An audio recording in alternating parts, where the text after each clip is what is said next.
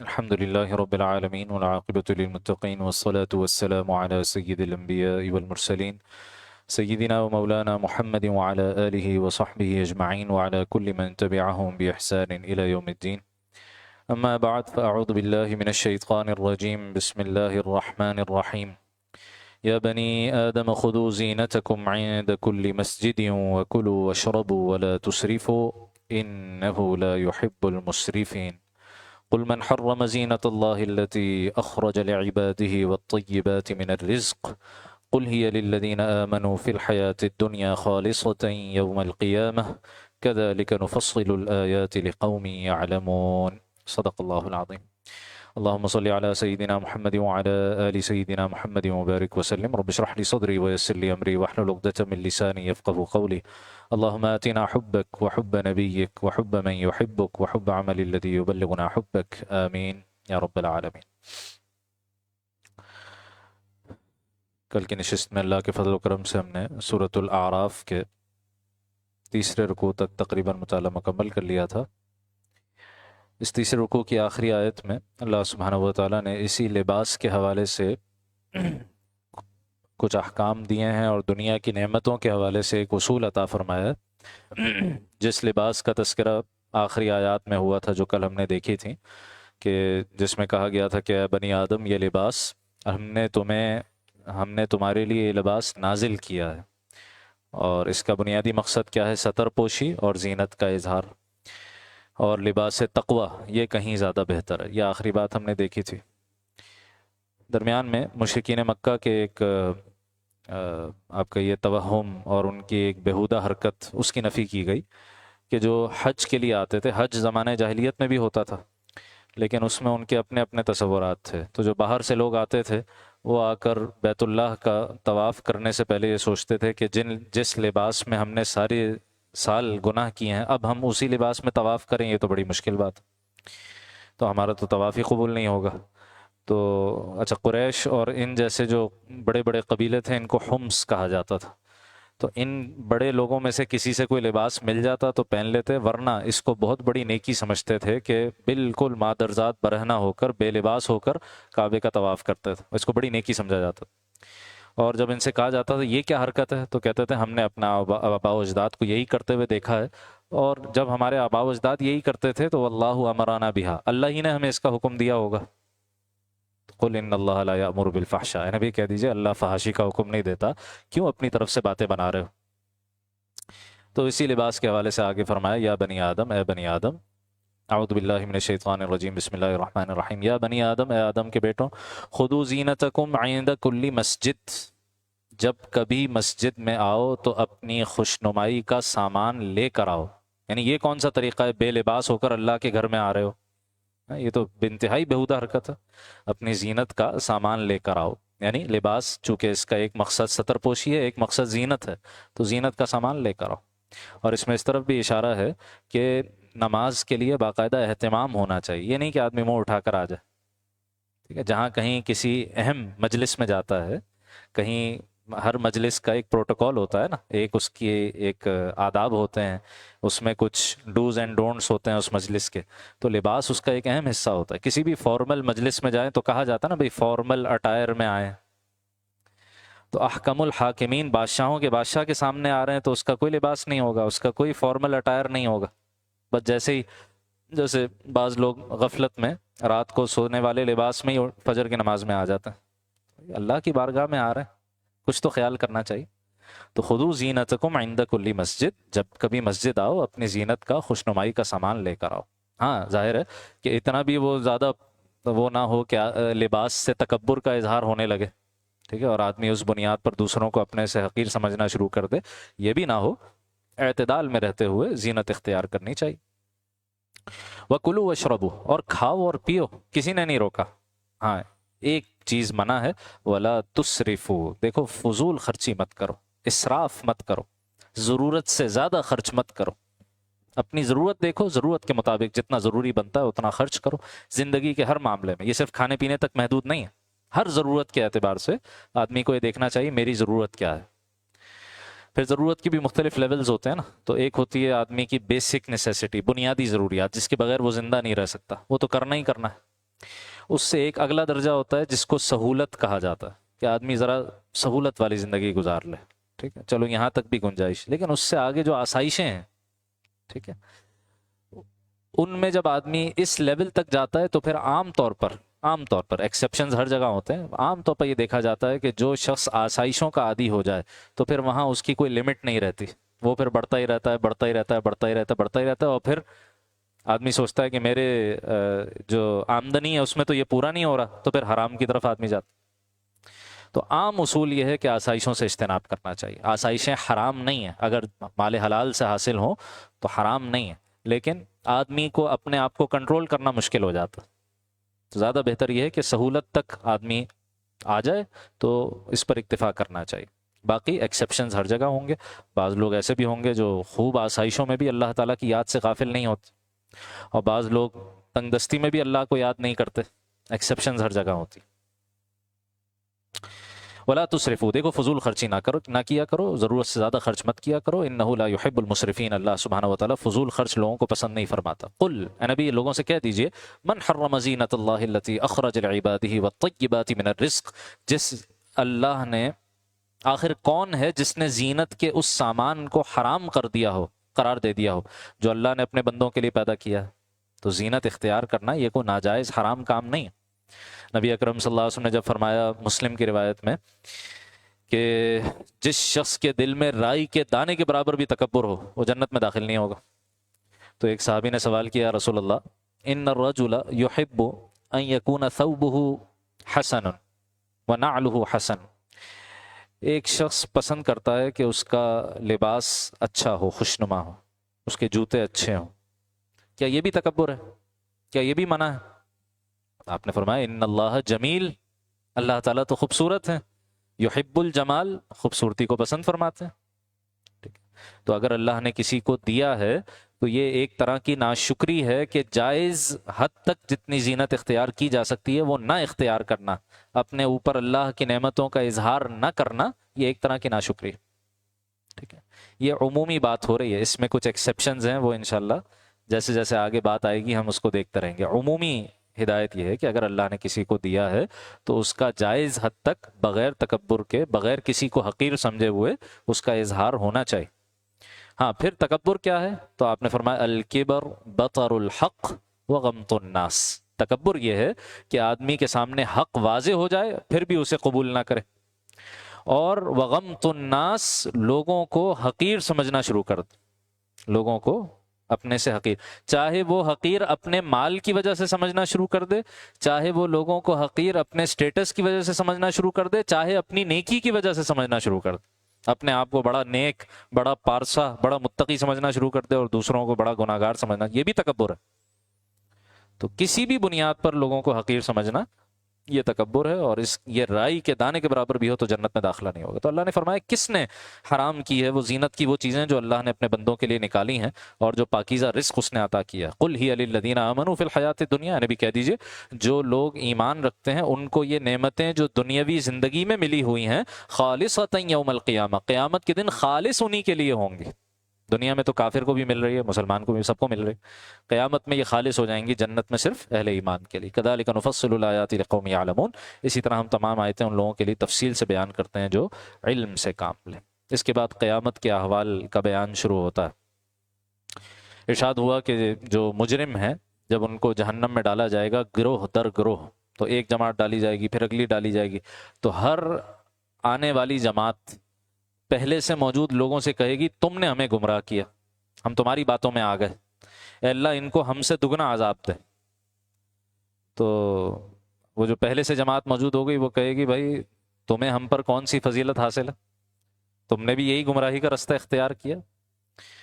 اور اللہ فرمائیں گے قال لکل ضعف، ہر ایک کے لیے دگنا عذاب ہے، چونکہ وہاں جہنم کا عذاب سٹیٹک تو رہے گا نہیں کہ ایک لیول پر رہے، وہ تو مستقل بڑھتا رہے گا، مستقل، تاکہ کوئی شخص اس عذاب کا عادی نہ ہو سکے۔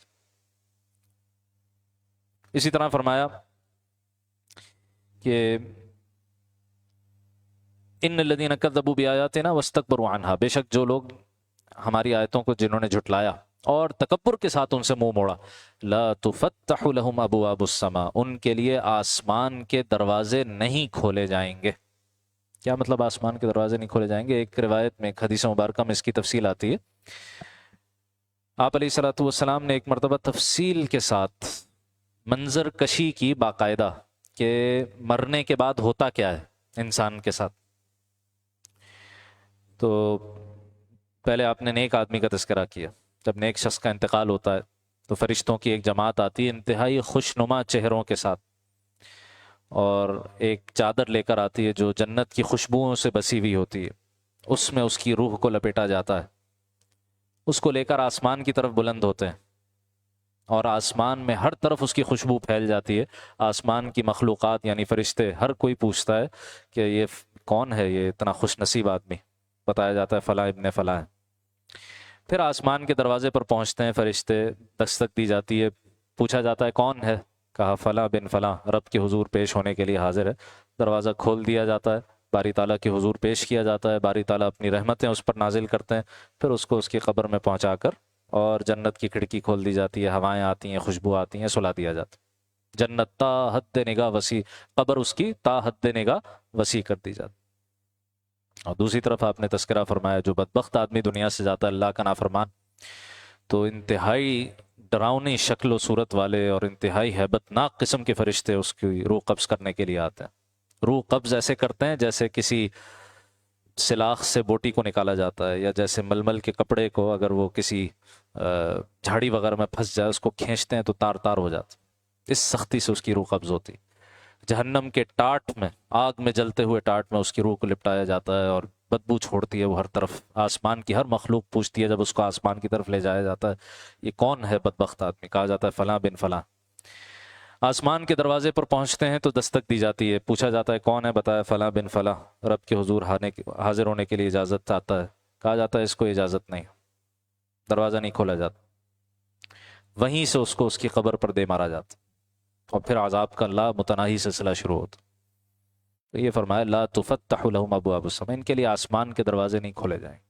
اب ان میں سے کوئی ایک انجام میرا اور آپ کا ہے. سوچنا چاہیے، غور کرنا چاہیے، اللہ سے پناہ مانگنی چاہیے جہنم کے عذاب سے، قبر کے عذاب سے، اس بدترین انجام سے. ولا يدخلون الجنة حتى يلج الجمل في سم الخياط، اور وہ جنت میں اس وقت تک داخل نہیں ہوں گے جب تک کوئی اونٹ سوئی کے ناکے میں داخل نہیں ہو جاتا. تو جیسے اونٹ کا سوئی کے ناکے میں داخل ہونا ناممکن ہے، ایسے ہی ان کا جنت میں داخل ہونا ناممکن. دوسری طرف اہل جنت کہا وَنَزَعْنَا مَا فِي صُدُورِهِم مِّن غِلٍّ، اور ان کے سینوں میں ایک دوسرے سے دنیا میں جو کوئی رنجش ہو گئی تھی ہم اسے نکال باہر کریں گے. جنت میں داخل ہونے سے پہلے ظاہر ہے دنیا کے معاملات ہیں، اونچ نیچ ہو ہی جاتی ہے، کوئی بال آ ہی جاتا ہے، کوئی میل آ ہی جاتا ہے کسی شخص کے بارے میں، اور آدمی جتنا چاہے معاف بھی کر دے تب بھی کم سے کم یاد رہتا ہے کہ اس نے فلاں وقت میرے ساتھ یہ کیا تھا. یہ نہیں بھولتا آدمی سے نا. کہا جنت میں داخل ہونے سے پہلے یہ سب کچھ صاف کر دیا جائے تاکہ بالکل بھائیوں کی طرح بغیر کسی رنجش کے جنت میں جائے. ہمارے ہاں لوگ یہ جو صحابہ اکرام کے آپس کے اختلافات ہوئے رضوان اللہ تعالی علیہم اجمعین، یہاں تک کہ معاملہ جنگوں تک بھی جا پہنچا، اس بارے میں عجیب عجیب باتیں کر رہے ہوتے ہیں اور اس بارے میں لوگوں کو ورغلا رہے ہوتے ہیں. تاریخ کے نام پر، تحقیق کے نام پر صحابہ اکرام کی عزتوں پر سوال اٹھا رہے ہوتے ہیں. ان صحابہ کے آپس میں ایک دوسرے کے ساتھ کیا رویہ تھا خود انہی سے پوچھ لینا.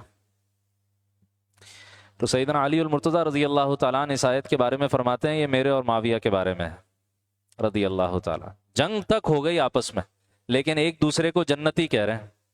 کہا ہم اسی طرح بھائی بھائی ہو کے جنت میں جائیں گے، آپس میں کوئی رنجش نہیں ہوگی. ٹھیک ہے، اور لوگوں کو بس بکواس کرنے کو موقع مل جاتا. بڑے ہمارے اساتذہ ایک بڑی پیاری بات کہتے ہیں، بڑی پتے کی بات کہتے ہیں یہ جو دین کا پورا سٹرکچر ہے نا یہ ایک قلعے کی طرح ہے. اس قلعے کی جو حفاظتی دیوار ہے نا وہ صحابہ اکرام کی جماعت رضوان اللہ تعالی مجمعین، اور جو قلعے کا مرکزی دروازہ ہے نا، ہمیشہ حملہ شروع کہاں سے ہوتا ہے؟ قلعے پر اگر حملہ ہونا ہو تو سب سے پہلے دروازہ توڑنے کی کوشش ہوتی ہے نا. تو جو قلعے کا مرکزی دروازہ ہے وہ سیدنا امیر معاویہ رضی اللہ تعالیٰ عنہ کی ذات. تو گمراہ آدمی کی سب سے پہلی پہچان یہ ہوتی ہے کہ وہ سیدنا امیر معاویہ رضی اللہ تعالیٰ عنہ کے بارے میں زبان درازی شروع کرتا. اور پھر وہاں سے بات آگے بڑھتی ہے اور پھر وہاں رکتی نہیں ہے، پھر پوری جماعت صحابہ داغدار ہوتی ہے اور پھر پورا دین ناقابل بھروسہ ہو جاتا ہے، ناقابل اعتماد ہو جاتا ہے۔ تو اہل سنت کا اس بارے میں موقف یہ ہے بھائی کف لسان سے کام لیا جائے، زبان بند رکھی جائے۔ وہ اللہ کے مقبول بندے تھے، جنتی تھے، ان کے آپس میں جو کچھ ہوا وہ اللہ کے حوالے، ٹھیک ہے؟ ہمیں اس بارے میں زبان کھولنے کی کوئی ضرورت نہیں۔ ہمارے لیے قرآن مجید کا اتنا بیان کافی ہے، رضی اللہ عنہم ورضوا عنہ، اللہ ان سے راضی، وہ اللہ سے راضی، بات ختم۔ وقالو، جنت میں داخل ہونے پر ان کی زبان پر کیا ترانہ ہوگا، کیا کلمہ حمد ہوگا؟ قرآن مجید میں 4 مقامات پر یہ حمد کے کلمات آئے ہیں۔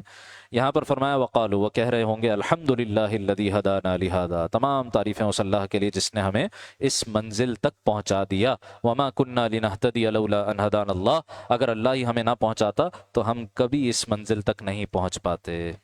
تو ہدایت کی ضرورت ہمیں کب تک ہے؟ جنت میں داخل ہونے تک ہم اللہ کی ہدایت کے محتاج۔ اس کے بعد اہل جنت اور اہل جہنم کا آپس کا مکالمہ آیا ہے۔ اللہ سبحانہ و تعالیٰ نے ہر چیز پہلے سے بتا دی۔ جنت والے جہنم والے سے کیا کہہ رہے ہوں گے؟ جنت والے کہیں گے ہاں بھائی، ہم نے تو اللہ سے اپنے ساتھ کیا ہوا جو اللہ نے ہم سے وعدہ کیا تھا وہ سچ پایا، ہم تو جنت پہنچ گئے۔ تم نے بھی اللہ کا کیا ہوا وعدہ سچ پایا؟ وہ کہیں گے ہاں سچ پایا، ہم یہاں جہنم میں بیٹھے۔ درمیان میں وبینہما حجاب، جنت اور جہنم کے درمیان ایک حجاب ہوگا۔ سورہ حدید میں آتا ہے بسور لہو باب، ایک ایسی دیوار ہوگی جس میں ایک دروازہ ہوگا، ایک طرف جنت ایک طرف جہنم۔ اس حجاب یا اس دیوار یا اس بلندی پر کچھ لوگ ہوں گے جن کو اصحاب الاعراف کہا گیا، اور اسی مناسبت سے سورت کا نام اعراف ہے، ٹھیک ہے؟ ایک بلند ٹیلا، بلند چوٹی، بلند مقام۔ تو جنت اور جہنم کے درمیان کچھ لوگ ہوں گے جن کو اصحاب اعراف کہا گیا۔ ان کے بارے میں تفصیلی آتی ہے کہ ان کی نیکیاں اور ان کی برائیاں بالکل برابر، اور ابھی اللہ نے اپنی رحمت سے ان کو معاف کرنے کا فیصلہ نہیں فرمایا ہوگا۔ تو جنت والے جنت میں چلے جائیں گے، جہنم والے جہنم میں چلے جائیں گے، یہ درمیان میں ہوں گے۔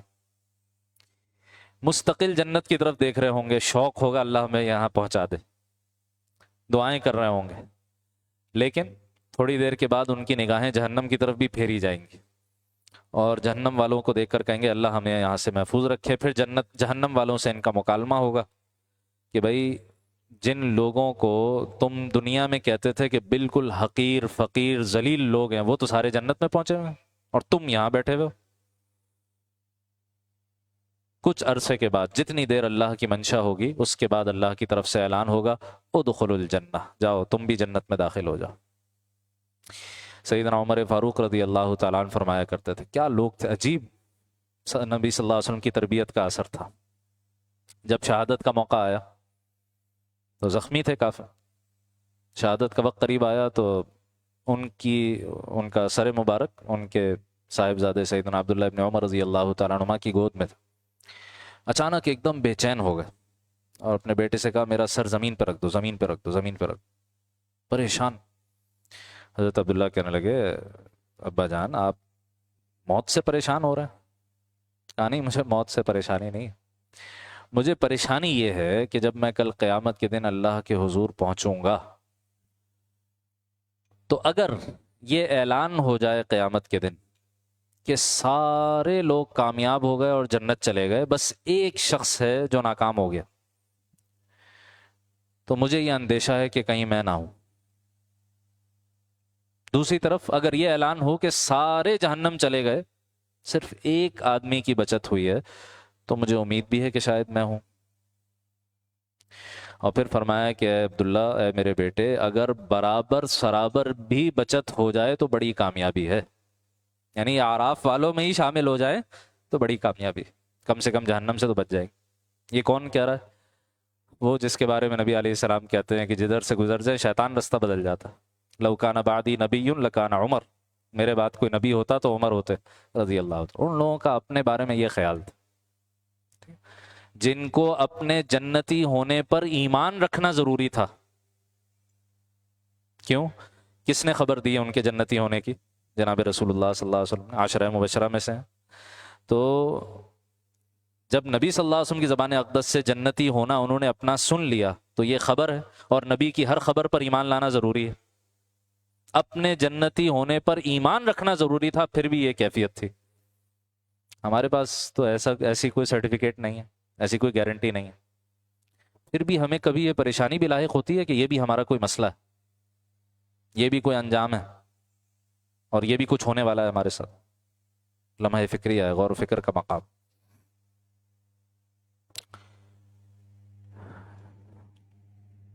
اس کے بعد 8ویں رکوع سے انبیاء اور رسول علیہم الصلاۃ والسلام کے واقعات کا سلسلہ شروع ہوتا ہے۔ یہاں پر ہم واقعات کو دیکھ لیتے ہیں ایک ایک کر کے، اور پھر آگے سورہ ہود میں پھر ساری واقعات کی تفصیل آئے گی، پھر اس کے بعد سورہ شعراء میں بھی ان واقعات کی تفصیل آئے گی، تو وہاں پھر انشاءاللہ زیادہ تفصیل میں جانے کی ضرورت نہیں ہوگی، وہاں ہم تیزی سے گزر جائیں گے۔ سب سے پہلے سیدنا نوح علیہ الصلاۃ والسلام کا واقعہ ذکر ہوتا ہے۔ نوح علیہ السلام کے نام سے ایک پوری سورت بھی ہے قرآن حکیم میں، 29ویں سورت میں، سورہ نوح 29ویں پارے میں، اور اس میں اس بات کا ذکر ہے کہ سیدنا نوح علیہ الصلاۃ والسلام کی جو قوم تھی، ان کے ہاں شرک کی بیماری شروع ہوئی تھی، اور یہ پہلا شرک تھا جو انسانیت میں پیدا ہوا تھا۔ کیسے پیدا ہوا تھا؟ وہاں 5 بزرگوں کے نام آئے ہیں کہ قوم نے ان کے بعد میں بت بنا لیے تھے۔ لا تذرن ودا ولا سواعا ولا یغوث ویعوق ونسرا، یہ 5 بزرگ تھے، بہت اللہ والے نیک لوگ، آدم علیہ السلام کی نسل سے۔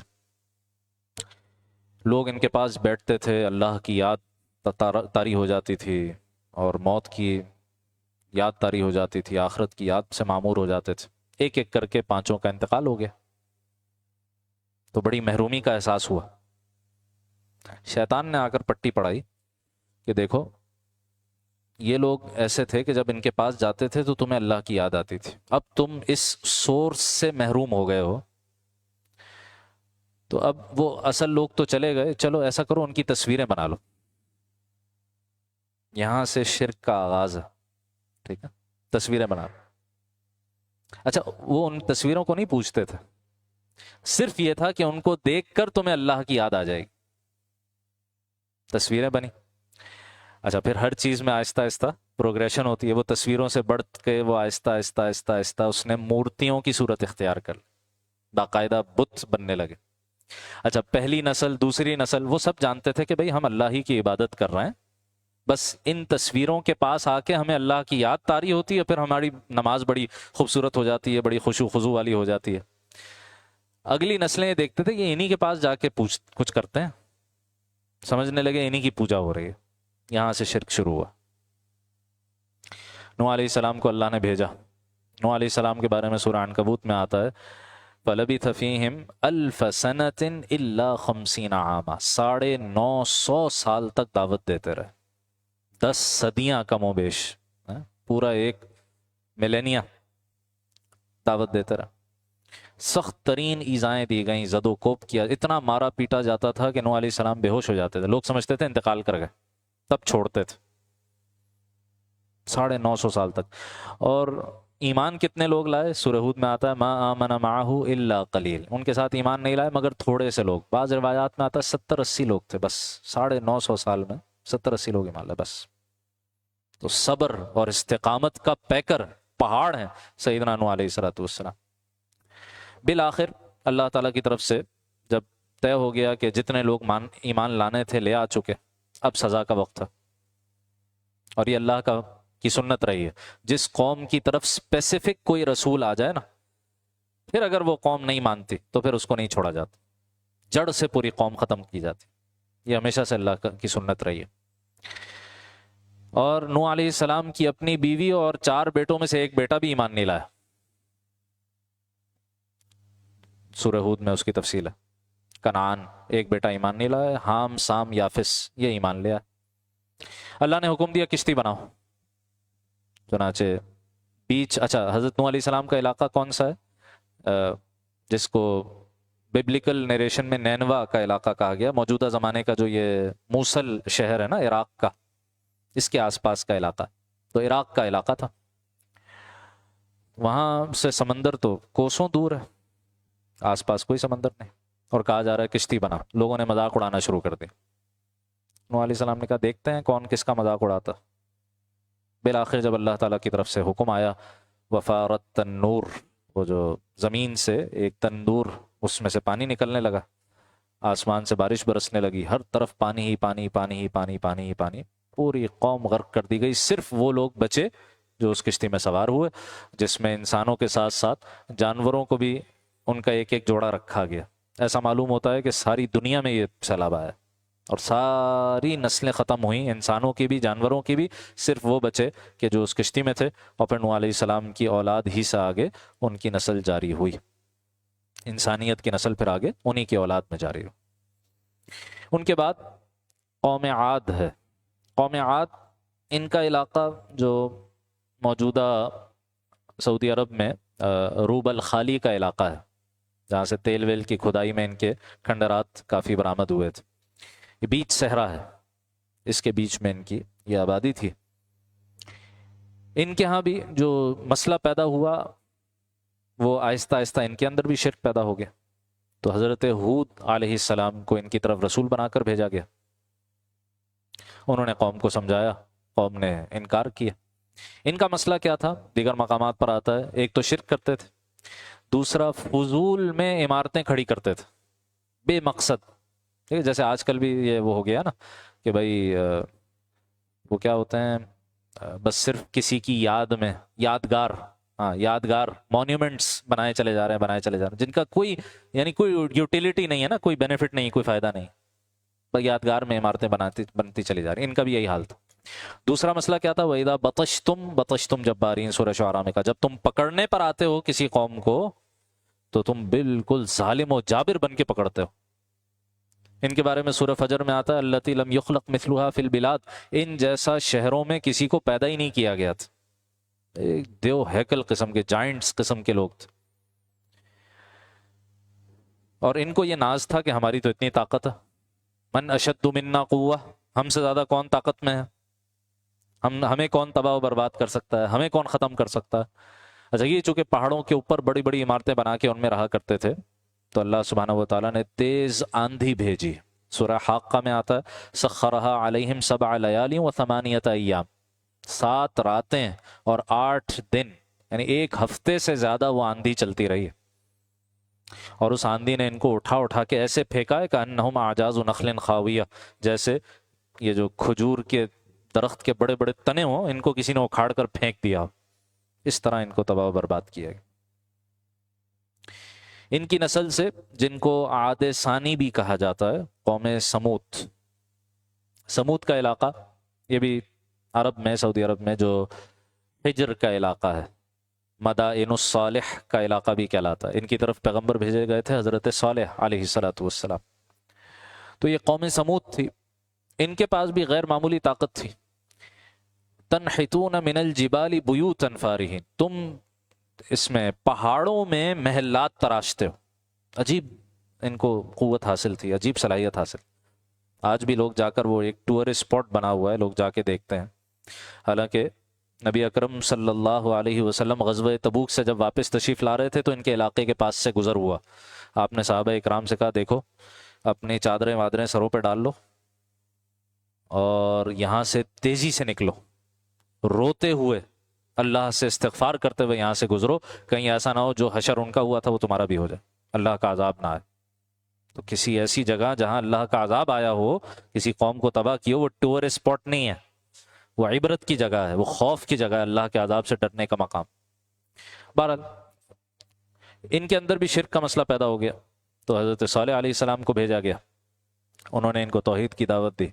कौम ने कहा कि आपसे तो हमें बड़ी उम्मीदें थी, किसी सरदार के बेटे थे, तो आप तो हमारी आंखों के तारे थे, ये आपने कैसी बातें शुरू कर दी।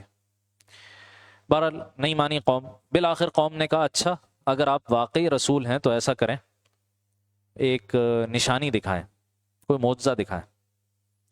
मोज़े का उन्होंने तकाज़ा, जो सबसे ज़्यादा अनथिंकेबल चीज़ हो सकती थी ना, सबसे ज़्यादा जो बईद अज़ क़यास उनके ख्याल में हो सकती थी, ये सामने पहाड़ी है, आप ऐसा करें कि ये पहाड़ फटे, इसमें से एक ऊँटनी बरामद हो और वो बरामद होते ही बच्चा भी जन्म दे, तो हम मान लेंगे कि आप वाकई कोई अल्लाह के भेजे हुआ। अल्लाह के लिए क्या मुश्किल था, वो हो गया। हादिही नाक़तुल्लाह, ये अल्लाह की ऊँटनी है। وہ اتنی بڑی تھی کہ جب کنویں سے پانی پیتے تھی، وہ جو قبیلے کا کنواں تھا، تو وہ پورے ایک دن کے لیے خشک ہو جاتا تھا. تو باریاں طے ہو گئیں کہ ایک دن یہ اونٹ پانی پیے گی، ایک دن باقی سارے جانور اور لوگ اپنی ضروریات پورا کریں گے. قدار نامی ایک بدبخت آدمی کو کھڑا کیا گیا، اس نے جا کے اس اونٹنی کی کونچیں کاٹ ڈالی. صالح علیہ السلام نے کیا دیا تھا، دیکھو اس اونٹنی کو ہاتھ لگایا تو 3 دن کے اندر اندر عذاب آ جائے گا.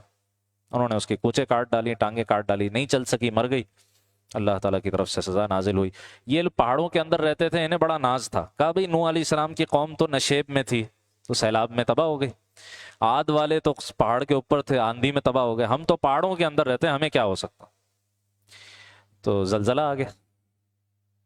اور ایک آیت میں آتا ہے کہ صیحہ فاخذتہم الصیحہ، فرشتے کی چیخ نے آ پکڑا، سب کے سب اوندے منہ پڑے رہ گئے اپنے گھروں کے اندر. اس کے بعد پھر حضرت لوط علیہ السلام کا تذکرہ ہے. سیدنا لوط علیہ السلام یہ حضرت ابراہیم علیہ السلام کے بھتیجے ہیں بعض روایات کے مطابق، اور عراق سے ساتھ نکلے تھے. جب ابراہیم علیہ السلام کو آگ میں ڈالا گیا تھا، اللہ نے معجزانہ شان سے ان کی جان بچائی، تو انہوں نے وہاں سے پھر ہجرت فرمائی. تو ہجرت میں ان کے ساتھ حضرت لوط علیہ السلام بھی شریک تھے. تو حضرت ابراہیم علیہ السلام تو فلسطین چلے گئے. فلسطین ہی کے علاقے کے ساتھ، ارض مقدس ہی کے ساتھ، جو موجودہ زمانے میں اردن کا علاقہ ہے، جارڈن جو ملک ہے، اس کے ساتھ آپ جانتے ہیں ڈیڈ سی ہے، بحر مردار. تو یہ علاقہ تھا، سدوم اور عمورہ کی بستیاں تھیں. تو ان کی طرف حضرت لوط علیہ السلام کو رسول بنا کر بھیجا گیا. اور یہ بڑا غیر معمولی اقدام تھا کہ اس سے پہلے اور اس کے بعد بھی جتنے رسول آئے وہ اسی قوم میں سے ہوا کرتے تھے، لیکن لوط علیہ السلام ایک ایکسیپشن ہے کہ وہ باہر سے آئے تھے. تو لوط علیہ السلام کو اس قوم کی طرف بھیجا گیا. ان کے ہاں شرک کے ساتھ ساتھ ایک اور بڑی مصیبت تھی. یہ موجد تھے، انوینٹرز تھے اس برائی کے جس کو ہم جنس پرستی کہا جاتا، کہ مرد مردوں سے اپنی خواہش پوری کرتا. ایسا گھناؤنا فعل یہ سب سے پہلے اس قوم نے شروع کیا. لوط علیہ السلام سمجھاتے رہے، کہا ہا اولائی بناتی، یہ میری بیٹیاں ہیں، ان سے نکاح کر لو. اچھا، یہ میری بیٹیاں اسے مراد ان کی اپنی بیٹیاں بھی ہو سکتی ہیں، اور قوم کے لیے جو پیغمبر ہے وہ باپ کے درجے میں ہوتا ہے. بھئی قوم کی بیٹیاں، ان سے نکاح کرو، جو جائز رستہ اللہ نے رکھا ہے، جو فطری طریقہ اللہ نے رکھا ہے، اس کو پورا کرو. لیکن نہیں. تو لوط علیہ السلام کے پاس فرشتے کچھ آئے، لیکن وہ فرشتے آنے سے پہلے حضرت ابراہیم علیہ السلام کے پاس گئے، ان کو اسحاق علیہ السلام کی بیٹے کی پیدائش کی بشارت دی، اور پھر وہاں سے آئے لوط علیہ السلام کے پاس. اور یہ فرشتے خوبصورت نوجوانوں کی شکل میں آئے. اچھا، لوط علیہ السلام کی بیوی بھی ایمان نہیں لائی تھی. نوح علیہ السلام کی بیوی بھی ایمان نہیں لائی، لوط علیہ السلام کی بیوی بھی ایمان نہیں لائی. وہ قوم کے ساتھ اس نے کسی طرح خبر کر دی کہ گھر میں یہ مہمان آئے ہوئے ہیں. قوم کے لوگ دوڑے دوڑے آ گئے، ان کو ہمارے حوالے کرو. تو لوط علیہ السلام سخت پریشان ہوئے. اللہ سبحانہ و تعالیٰ نے بہرحال فرشتوں کے ذریعے بتایا کہ یہ ان کی آپ تک رسائی نہیں ہو سکے گی. سورہ ہود میں تفصیل آتی ہے. آپ ایسا کریں کہ اپنے گھر والوں کو، صرف ان کی بیٹیاں تھیں جو ان پر ایمان لائیں، کا بس بیٹیوں کو ساتھ لے کے صبح صبح بالکل سحری کے وقت گھر سے نکل جائیں، اور آپ کے ساتھ آپ کی بیٹیاں چلی جائیں. بیوی آپ کی پیچھے رہے گی، وہ قوم کے ساتھ ہی ہلاک ہوگی. وہ پیچھے رہی. لوط علیہ السلام کو وہاں سے بچا لیا گیا. پیچھے اللہ تعالیٰ کا جو غضب اس بستی پر نازل ہوا ہے، تین طرح کے عذابوں کا ذکر آتا ہے قرآن حکیم جو اس بستی پر نازل ہوا. فجعلنا عالیہا سافلہا، ہم نے اس بستی کا اوپر والا حصہ نیچے کر دیا. اب اس سے اشارہ زلزلے کی طرف بھی ہو سکتا ہے کہ زلزلہ اتنا شدید آیا کہ اوپر کا حصہ نیچے، نیچے کا حصہ اوپر ہو گیا. یا جیسے ایک روایت سے پتہ چلتا ہے کہ فرشتے کو حکم ہوا، اس فرشتے نے پوری بستی اٹھائی ہے آسمان میں اور الٹی زمین پر ماری گئی. ایسا غضب اللہ کا نازل. اچھا، اس پر بھی بس نہیں کیا گیا. وَأَمْطَرْنَا عَلَيْهِمْ حِجَارَةً مِّن سِجِّيلٍ، ہم نے ان کے اوپر پکی ہوئی پکی ہوئی مٹی کے پتھر برسائے، پتھراؤ ہوا ہے ان کے اوپر. مُصَوَّمَةً عِندَ رَبِّكَ، جو ہر پتھر نشان زدہ تھا کس کو جا کر لگنا ہے، اور پوری قوم کو اندھا کر دیا گیا اس عذاب کے دوران. ایسے اللہ کا غضب نازل ہوا ہے اس بستی پر. اور آج یہ جو بحر مردار ہے، ڈیڈ سی، اس کا نام ہی ڈیڈ سی ہے، یہی علاقہ تھا جو سب سے زیادہ سخت عذاب جس قوم پر آیا. اس کے بعد حضرت شعیب علیہ السلام کی قوم قوم مدین کا تذکرہ ہے۔ مدین یہ بھی کہا جاتا ہے، بعض روایات میں ہے، اگرچہ تاریخی روایات ہیں، ہم حتمی طور پہ نہیں کہہ سکتے، کہ ابراہیم علیہ السلام کے دو بیٹے تو ان کا ذکر قرآن میں ہے، اسماعیل اور اسحاق علیہ السلام، دو بیویوں سے۔ کہا جاتا ہے ایک تیسری بیوی بھی تھی قطورہ کے نام سے، اور ان سے ابراہیم علیہ السلام کے بیٹے یا پوتے تھے مدین، جو پھر قوم مدین، جو موجودہ زمانے میں جو ریڈ سی ہے نا، بحر احمر، یہ جدہ اور سعودیہ کے ساتھ ساتھ جو دریا اور جو سمندر چلتا ہے ریڈ سی، اس کے ساحل پر یہ قوم آباد تھی۔ ان کا مسئلہ معاشی تھا، شرک کے ساتھ ساتھ معاشی مسئلہ تھا، اور وہ کیا، ناپ تول میں کمی۔ کل ہم نے دیکھا تھا نا سورہ انعام میں، اوف المکیال والمیزان، اوف الکیل، اپنے یہ ناپ تول پورا کرو۔ تو حضرت شعیب علیہ السلام کو ان کی طرف بھیجا گیا۔ شعیب علیہ السلام کو خطیب الانبیاء کہا جاتا ہے، خطیب الانبیاء، خطابت بڑی شاندار تھی، قرآن مجید میں ان کی پوری تقریریں آئی ہیں۔ تو قوم کو سمجھایا ایسا مت کرو، تم کو میں دیکھتا ہوں تم انتہائی خوشحال ہو، بھئی کوئی ایسی قوم جو غریب ہو، نادار ہو، جس کے پاس کچھ نہ ہو، وہ ایسی حرکتیں کرے، مال لوٹے لوگوں کا اور ڈاکہ ڈالے اور ناپ تول میں کمی کرے، تو چلو پھر سمجھ میں آتا ہے۔ تم تو انتہائی خوشحال لوگ ہو، تمہیں یہ سب کچھ کرنے کی کیا ضرورت؟ اور ناپ تول میں کمی مت کرو، زمین میں فساد مت پھیلاؤ، لوگوں کا مال ناحق مت لوٹ لو۔ ڈاکے بھی ڈالتے تھے اور لوگوں کو نقصان بھی پہنچاتے تھے، اور مال زبردستی ہتھیا بھی لیا کرتے تھے، اور جو بھی بستی کے پاس سے گزرتا تھا انتہائی بھاری بھاری ٹیکس ان سے وصول کرتے تھے، ڈاکے بھی ڈالتے تھے۔ تو یہ ان کا مسئلہ تھا، ان کو دعوت دی گئی، قوم نہیں مانی، اللہ تعالیٰ نے ان سب کو تباہ کیا۔ کیسے تباہ کیا گیا؟ ایک جگہ الفاظ آتے ہیں کہ فَأَخَذَهُمْ عَذَابُ يَوْمِ الظُّلَّةِ، سائبان والے دن کے عذاب نے ان کو آ پکڑا۔ ایک بادل آیا، قوم کے لوگ سمجھے چلو بارش ہوگی، خوشیاں منانے لگے۔ وہ بارش تو ہوئی لیکن پانی کی نہیں ہوئی، آگ کی بارش ہوئی، آگ برسی۔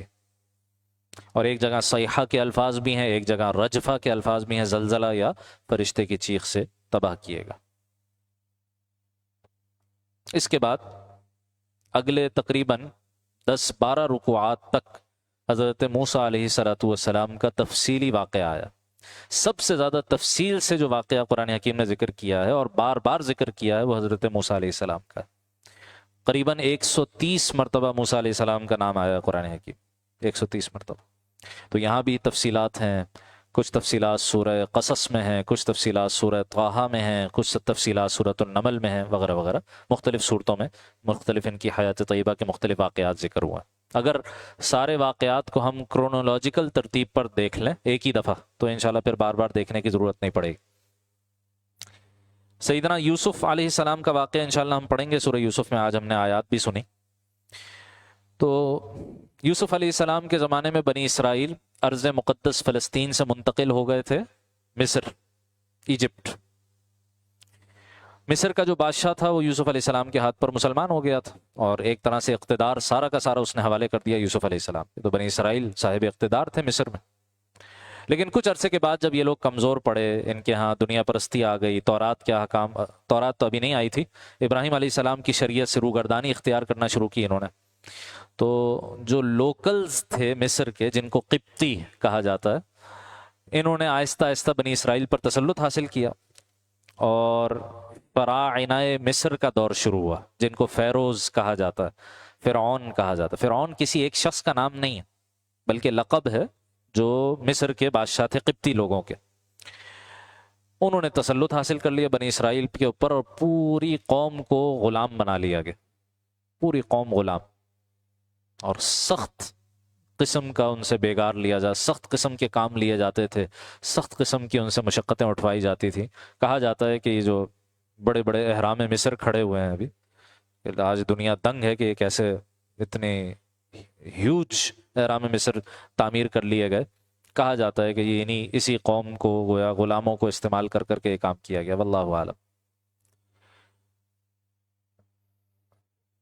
جو فرعون حضرت موسیٰ علیہ السلام کی پیدائش کے زمانے میں تھا، اس کو کسی نجوم نے بتایا کہ بنی اسرائیل میں ایک لڑکا پیدا ہوگا جس کے ہاتھوں تمہاری سلطنت کو خطرہ ہو۔ تو پہلے تو اس نے حکم دیا جتنے بچے پیدا ہو رہے ہیں سب کو قتل کیا جائے۔ چنانچہ ماؤں کی گودوں سے شیر خوار بچوں کو چھین چھین کر نیزوں پہ چڑھا دیا جاتا تھا ان کی آنکھوں کے سامنے۔ جو لڑکا پیدا ہوتا تھا قتل کا آرڈر۔ پھر کسی نے اس کو مشورہ دیا کہ بھائی اگر یہ ہوتا رہا تو ہمارے لیے خدمت کرنے والے لوگ کہاں سے آئیں گے، بھائی انہی کی اگلی نسلوں نے ہمارا خادم بننا۔ تو اس نے کہا اچھا 1 سال وقفہ کر لیا کرو، 1 سال سزا دیا کرو۔ تو جس سال وقفہ تھا ہارون علیہ السلام پیدا ہوئے حضرت عمران کے گھر پر۔ موسیٰ علیہ السلام کے والد کا نام بھی عمران تھا۔ پھر جس سال سزا جاری تھی اس سال موسیٰ علیہ السلام پیدا ہوئے۔ ان کی والدہ کو خطرہ ہوا کہ یہ تو پتہ چلے گا تو ان کو بھی شہید کر دیا جائے گا، مار دیا جائے گا۔ تو انہوں نے اللہ سے دعا کی، سورہ قصص میں اور سورہ طٰہٰ وغیرہ میں تفصیل آتی ہے۔ اللہ تعالیٰ نے حکم دیا بچے کو ایک صندوق میں ڈالو اور یہ صندوق دریا نیل کے حوالے کر دو۔ اور یہ اللہ تعالیٰ کی طرف سے ایسا مضبوط الہام تھا موسیٰ علیہ السلام کی والدہ کے دل میں کہ وہ یہ کام کر سکیں، ورنہ آپ سوچیں ذرا ایک ماں بچے کو صندوق میں ڈال کے دریا کے حوالے کر رہی ہے، تو یقین تھا کہ اللہ محفوظ رکھے گا۔ اللہ کی شان کہ وہ صندوق دریا کے ساتھ بہتے بہتے عین فرعون کے محل تک پہنچ گیا۔ خادموں نے اٹھا لیا، بچے کو دیکھا، فرعون کو کے ساتھ سامنے لایا گیا تو اس کو شک ہونے لگا یہ کوئی بنی اسرائیلی ہے۔ قریب تھا کہ قتل کا آرڈر دیتا کہ فرعون کی بیوی جو بعد میں ایمان لے آئیں سیدہ آسیہ سلام علیہا،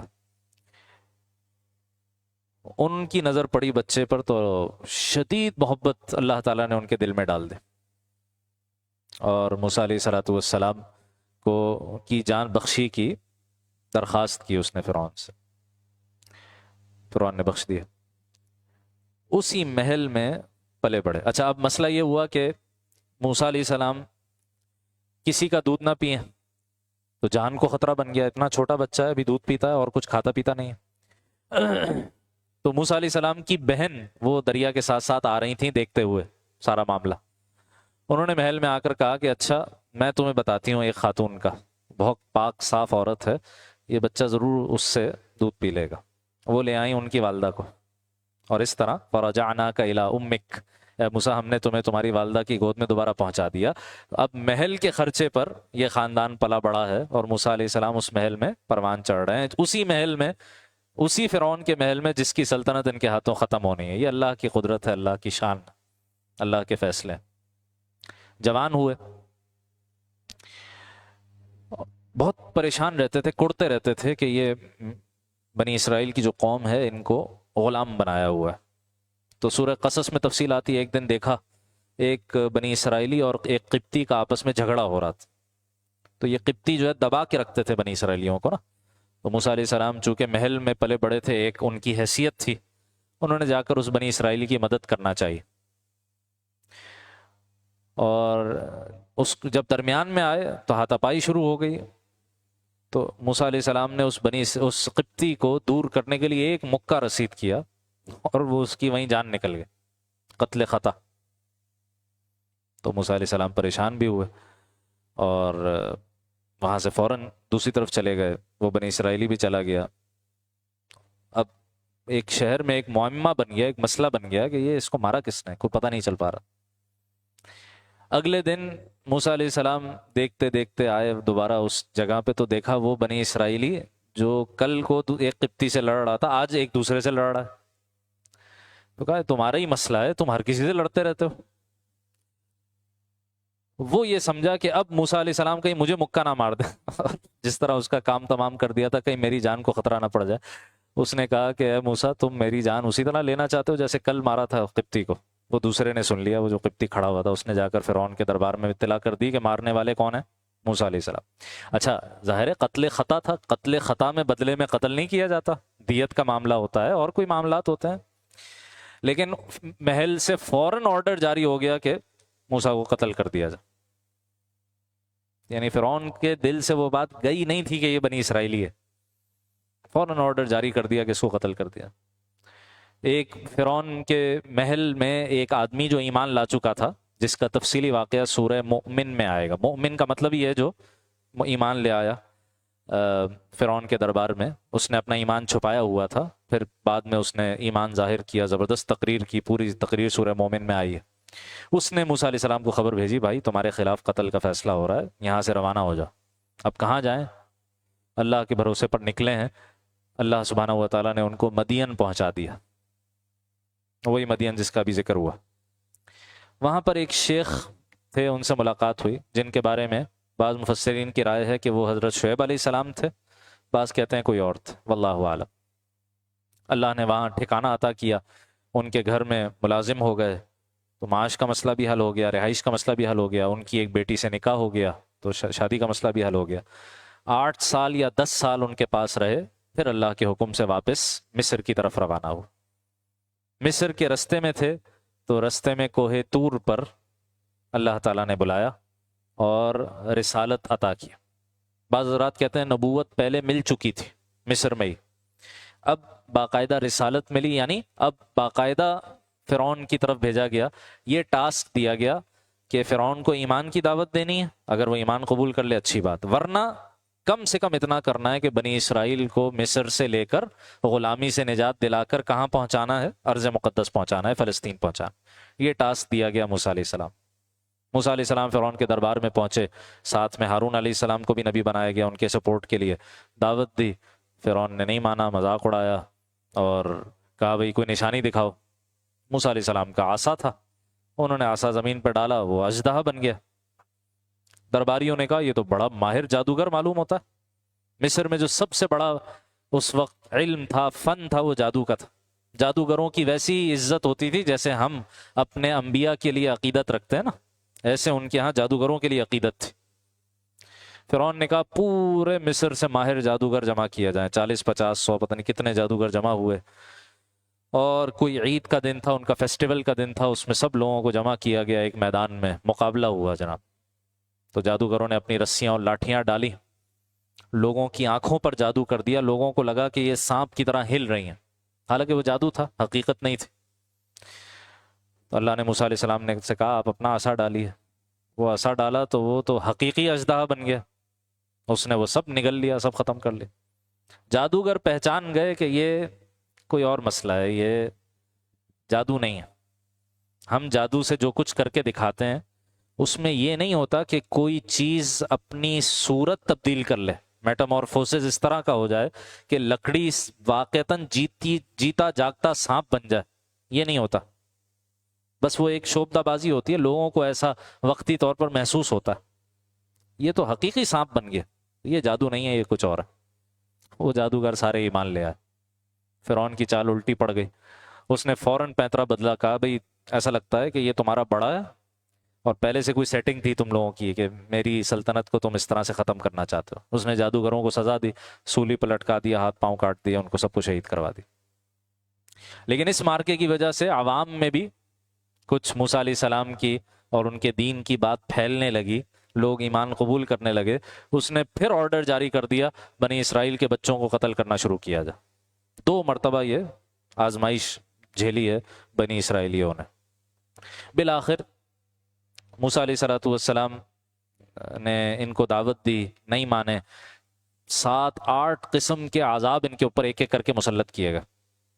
کبھی دریائے نیل بہہ پڑا اور پورا ان کا جو فرٹائل علاقہ تھا، جو زرخیز، وہ سارا کا سارا زیر آب آ گیا، فصلیں تباہ ہو گئے۔ کبھی خون کا عذاب، جس مشروب کو ہاتھ لگاتے وہ خون میں تبدیل ہو جاتا۔ مینڈکوں کا عذاب، ہر طرف مینڈک ہی مینڈک، گھن کا عذاب، اور جناب اسی طرح اس طرح کے 4-5، ایک طاعون کی وبا پھیل گئی، بڑی تعداد میں لوگ مر گئے۔ لیکن ہر دفعہ یہ کہتے تھے اپنے رب سے دعا کرو اے موسیٰ یہ عذاب ہم سے دور کرے، ہم ایمان بھی لے آئیں گے، بنی اسرائیل کو تمہارے ساتھ روانہ بھی کر دیں گے۔ لیکن جیسے ہی وہ عذاب دور ہوتا تھا فوراً پیچھے ہٹ جاتے تھے، مکر جاتے تھے۔ بالآخر اللہ نے موسیٰ علیہ السلام کو حکم دیا بنی اسرائیل کو لے کر روانہ ہو اور ارض مقدس کی طرف نکلے، پیچھا کیا جائے گا آپ کا۔ صبح رات کے وقت نکلے، صبح فرعون کو خبر ہوئی کہ سارے بنی اسرائیلی بھاگ گئے، اس نے لشکر جمع کیا، پیچھا کیا۔ اللہ کا کرنا یہ ہوا کہ موسیٰ علیہ السلام اور بنی اسرائیل رستہ بھٹک کے ایسی جگہ آ گئے جہاں سامنے سمندر آ گئے۔ حالانکہ وہ رستہ بھٹکے نہیں تھا، اللہ کا حکم تھا، لیکن بظاہر یہ نظر آیا کہ رستہ بھٹک گیا، سامنے سمندر آ گیا، پیچھے فرعون کا لشکر۔ قوم نے کہا لو بھائی کام ہو گیا ہمارا، انا لمدرکون، اب تو ہم پکڑے گئے، مصر میں تھے کم سے کم زندہ تھے، اب فرعون جو ہمارا ساتھ حشر کرے گا ہم میں سے کسی کو نہیں چھوڑے گا۔ اور ایک موسیٰ علیہ السلام اکیلے کھڑے رہے، کلا ہرگز نہیں، ان معی ربی سیہدی، میرا رب میرے ساتھ ہے، وہ کوئی رستہ دکھائے۔ حکم ہوا عصا سمندر پر ماری ہے، سمندر پھٹا، بنی اسرائیل کو نکالا گیا، پیچھے سے فرعون نے اپنا لشکر گھسایا سمندر میں پیچھا کرنے کے لیے، بیچ سمندر پہنچا، بنی اسرائیل نکل چکے تھے، اللہ کا حکم آیا اور سمندر آپس میں مل گئے اور پوری کی پوری قوم غرق کر دی گئی، آل فرعون سارے کے سارے غرق کر دیے گئے۔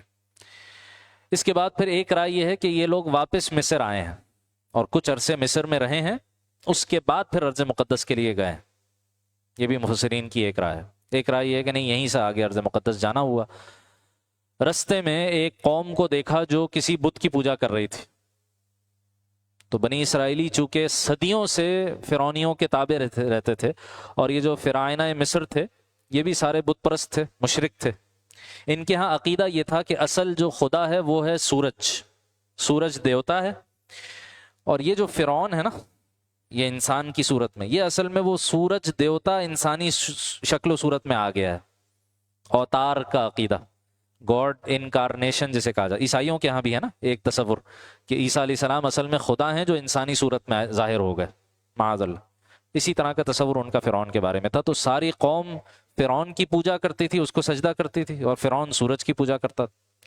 ان کے ہاں گائے کا بھی بڑا تقدس تھا، گائے کی بھی پوجا ہوتی تھی ان کے ہاں۔ بعض کہتے ہیں یہ جو 12 قبیلے ہیں نا بنی اسرائیل کے، ان میں سے ایک قبیلہ تاریخ میں اس کا پتہ نہیں ملتا کہ وہ کہاں گیا، تو بعض لوگ کہتے ہیں کہ یہ یہاں ہندوستان آ گئے تھے، یہ جو برہمن جو ہے نا یہ ابراہیم ہی کی بگڑی ہوئی صورت ہے، اور ان کے یہاں بھی گائے کا تقدس پایا جاتا ہے، تو ہم حتمی طور پہ کچھ نہیں کہہ سکتے، تاریخی روایات ہیں، واللہ عالم۔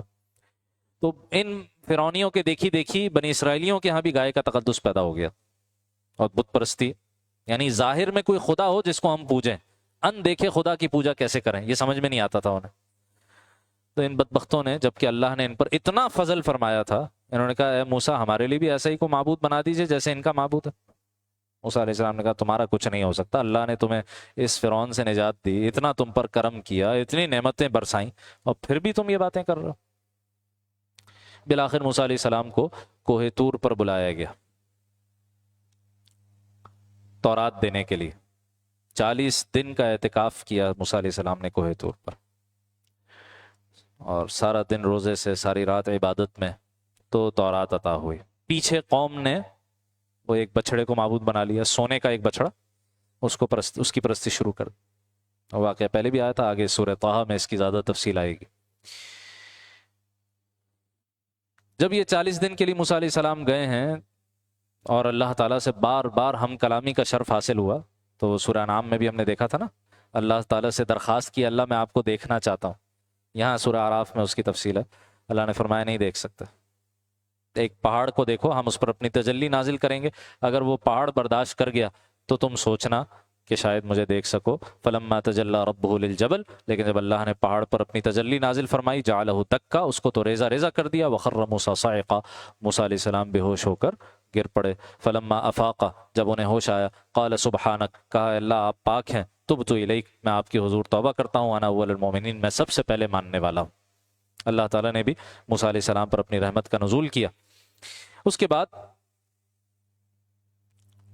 موسیٰ علیہ السلام جب واپس آئے تو دیکھا قوم نے بچڑے کو معبود بنایا ہوا ہے، تو پھر وہ سزا نافذ ہوئی، سورہ بقرہ میں آ چکی کہ جنہوں نے بچڑے کی پرستش کی ان کو ان کے رشتہ دار قتل کرے، یہ توبہ ہوگی۔ اچھا، تورات لائے، قوم نے ماننے سے انکار کر دیا کہ ہمیں کیا پتہ یہ اللہ کا کلام ہے۔ تو موسیٰ علیہ السلام نے ان کے بڑے بڑے 70 سرداروں کا انتخاب کیا، یہ بھی یہاں تفصیل آتی ہے، اور ان کو لے کر کوہ طور چلے گئے، اور کوہ طور پر اللہ تعالیٰ سے جو موسیٰ علیہ السلام کا کلام ہو رہا تھا وہ ان 70 لوگوں نے سنا اپنے کانوں سے، لیکن وہاں جا کے ان 70 لوگوں نے ایک گستاخی کی، قالوا ارنا اللہ جہرہ، کہنے لگے ہمیں اللہ کو کھلی آنکھوں دکھائیے، ہمیں کیا پتا کس کی آواز ہے۔ جب یہ جسارت کی انہوں نے تو اللہ نے ایک بجلی برسائی، سب کے سب تباہ و برباد کر دی، سب کے سب وہیں ڈھیر ہو گئے۔ موسیٰ علیہ السلام پریشان، کہا یا اللہ میں اب قوم کے پاس جاؤں گا تو لوگ کیا کہیں گے، ہمارے 70 آدمیوں کو جا کے مروا دیا تم نے. تو یقیناً یہ آپ کی منشا نہیں ہے کہ آپ ان کو ہلاک کر دیں. اگر آپ کی منشا ہلاک کرنا ہوتا تو بہت پہلے ہلاک کر چکے ہوتے اس قوم کو اس کی نافرمانیوں کی وجہ سے. تو دعا کی، اللہ نے کرم فرمایا، ان 70 کو دوبارہ زندہ کیا. اس کے باوجود انہوں نے جا کر قوم سے کیا کہا؟ ٹھیک ہے تورات اللہ کی کتاب ہے، لیکن اللہ نے کہا جتنا آسانی سے عمل ہو جائے کر لو، جو مشکل ہو اس کو چھوڑ دو. اپنی طرف سے یہ جملہ پڑھا دی. پھر اللہ نے پھر قوم کو بلایا اور طور پہاڑ سر پر بلند کیا اور کہا مانتے ہو یا ابھی طور گرائیں تمہارے سر کے اوپر. تو یہ ایک واقعہ ہوا. اس دوران حضرت موسیٰ علیہ الصلوۃ والسلام سے کلام کرتے ہوئے اللہ سبحانہ و تعالیٰ نے جناب رسول اللہ صلی اللہ علیہ وسلم کا تذکرہ کیا. موسیٰ علیہ السلام نے دعا کی اللہ ہمیں دنیا میں حسنہ عطا فرمائیے اور آخرت میں بھی. اللہ نے فرمایا ایک تو میری عمومی رحمت ہے جو ہر چیز پر چھائی ہوئی ہے، لیکن میں اپنی رحمت خاص کر دوں گا کچھ لوگوں کے لیے. وہ کون ہے؟ للذین یتقون، جو تقوی اختیار کریں، ویؤتون الزکاۃ، جو زکوٰۃ ادا کریں، والذین هم بآیاتنا یؤمنون، جو ہماری آیتوں پر ایمان رکھیں. اور کن کے لیے میں خاص کر دوں گا اپنی رحمت؟ الذین یتبعون الرسول النبی الامی، وہ لوگ جو پیروی کریں گے رسول نبی امی صلی اللہ علیہ وسلم. یہ کلام موسیٰ علیہ السلام سے ہو رہا ہے اور ان سے کہا جا رہا ہے میری رحمت خاص ان لوگوں کے لیے ہوگی جو نبی آخر الزمان صلی اللہ علیہ وسلم پر ایمان لائیں. تو آپ علیہ السلام کا تذکرہ موسیٰ علیہ السلام کے سامنے بھی ہوا. اس کے بعد اصحاب السبت کا واقعہ. اصحاب السبت، بس یہ سورہ اعراف ہم مکمل کریں گے، اس کے بعد سورہ انفال اور سورہ توبہ میں پھر زیادہ تفصیلات ہیں، وہ انشاءاللہ بعد میں دیکھیں گے. اصحاب السبت کا واقعہ کیا ہے؟ ہفتے کے دن کو ان کی عبادت کے لیے خاص کیا گیا. اللہ کے نبی علیہ السلام فرماتے ہیں ہر امت کو عبادت کے لیے خاص دن کے طور پر جمعے کا دن پیش کیا گیا. یہود نے ہفتے کا دن کا انتخاب کر لیا، عیسائیوں نے اتوار کے دن کا انتخاب کر لیا، اور میری امت جمعے کے دن کے اوپر کھڑی ہے عبادت کے لیے جو خاص دن ہے. ان کی نافرمانیوں کی وجہ سے، بار بار کی ان کی گستاخیوں کی وجہ سے، ان کے لیے پورا ہفتے کا دن 24 گھنٹے کسی قسم کا دنیاوی کام کرنا حرام کر دیے. جمعے کی مغرب سے لے کر ہفتے کی مغرب تک کوئی کاروبار، کوئی لین دین، کوئی اور کام نہیں کرنا. بس یا تو سونا ہے یا قضاء حاجت ہے یا تھوڑا بہت کھانا پینا ہے زندہ رہنے کے لیے، اور باقی سارا وقت عبادت میں مصروف رہا. اچھا، ایک بستی تھی جو مچھیروں کی بستی تھی. کہا جاتا ہے حضرت داؤد علیہ السلام کے زمانے میں یہ بستی تھی، بنی اسرائیل کی مچھیرے تھے. اللہ نے اس قوم کی آزمائش کی کہ ہفتے کے 6 دن مچھلیاں دور دور رہتی تھی اور ہفتے کے دن سامنے آ کر اچھلتی تھی. تو للچاتے تھے یہ لوگ، لیکن مجبور تھے، کیا کریں، ہفتے کے دن پکڑ نہیں سکتے. لیکن جب کچھ لوگوں سے برداشت نہیں ہوا، انہوں نے ہیلے بہانے شروع کر دیے. کیا ہیلا کیا کہ مختلف روایات میں مختلف باتیں آتی ہیں. ایک روایت میں آتا ہے کہ انہوں نے مچھلیاں پکڑتے تھے ہفتے کے دن، ان کی دم پر رسیاں باندھ دیتے تھے، وہ رسیاں پتھروں سے باندھ دیتے تھے اور پھر انہیں پانی میں چھوڑ دیتے اور کہتے تھے ہم نے تو نہیں پکڑا، دیکھو پانی میں ہے. اور اتوار کے دن جا کر رسیاں کھینچتے تھے اور مچھلیاں شکار کر لیتے. یا بعض لوگوں نے کیا کہ چھوٹی چھوٹی نالیاں نکال لیں دریا سے نا، اور ان پر چھوٹا سا ایک دروازہ سا بنا دیا. تو ہفتے کے دن دروازہ کھول دیتے تھے، پانی آتا تھا، پانی کے ساتھ مچھلیاں بھی آ جاتی تھی، پھر دروازہ بند کر دیتے تھے اور چھوٹے چھوٹے تالاب بن جاتے تھے، اور اگلے دن جا کر شکار کر لیتے تھے ان تالابوں میں. اب مچھلیاں باہر تو واپس جا نہیں سکتی. یہ ہیلے بہانے شروع کی اور کچھ عرصے بعد یہ ہیلا بھی چھوڑ دیا، کھلم کھلا ہفتے کے دن مچھلیاں پکڑنا شروع کر دی. تو قوم 3 گروہوں میں تقسیم ہو گئی. ایک تو یہ حرکت کر رہے تھے، ایک تھے جو منع کرتے تھے، کیا کر رہے ہو، اللہ کے غضب کو دعوت دے رہے ہو، ہفتے کے دن کوئی عبادت کے علاوہ کوئی اور کام نہیں کرنا، یہ کیوں اللہ کے غضب کو دعوت دے. اور ایک تیسرا طبقہ وجود میں آیا، اس نے کہا لِمَ تَعِظُونَ قَوْمًا اللَّهُ مُهْلِكُهُمْ أَوْ مُعَذِّبُهُمْ عَذَابًا شَدِيدًا.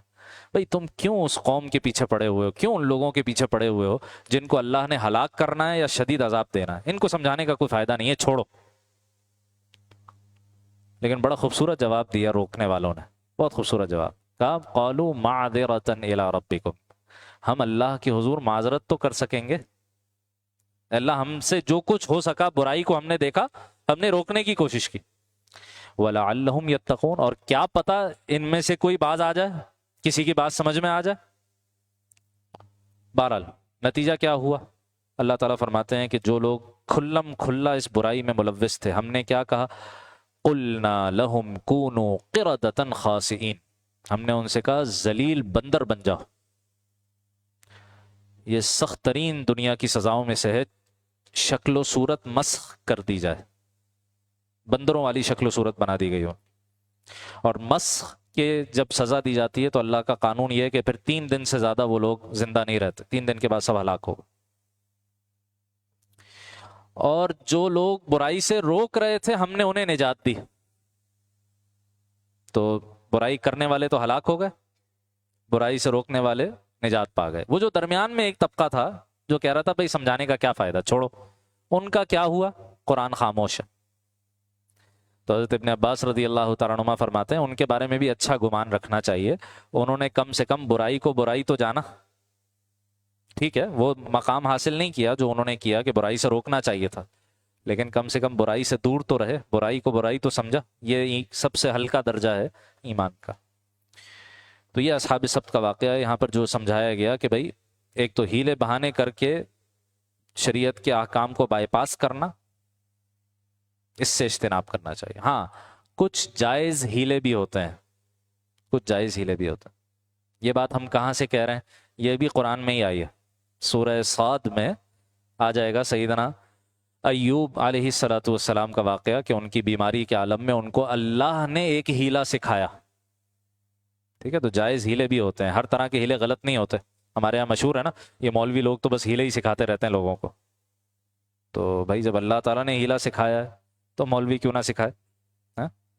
لیکن اس کے اپنے مقاصد ہوتے ہیں، اس کی اپنی باؤنڈریز ہوتی ہیں۔ یہ جس قسم کا ہیلا تھا کہ شریعت کے براہ راست صراحتاً حرام کردہ کام کو حلال کرنے کے لیے ہیلا کرنا محض اپنی خواہش کی بنیاد پر، اس کی ممانعت ہے، شدید ترین ممانعت۔